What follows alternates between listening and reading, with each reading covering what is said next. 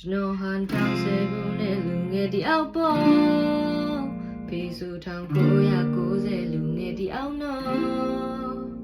ဖေးကျွန်တော်ရေတော့ငါဘလို့နေမလဲပေါ့ကျွန်တော်စဉ်းစားမိ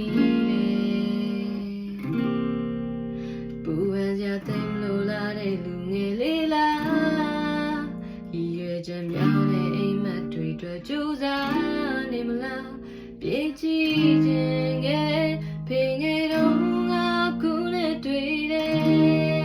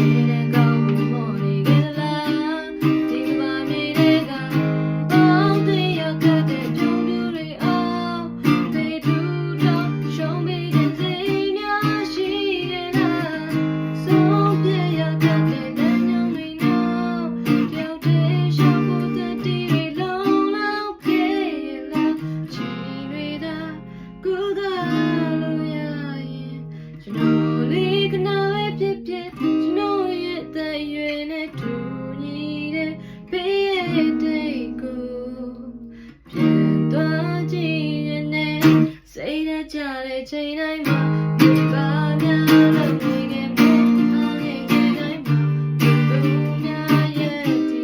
ကဒါဒီတဲ့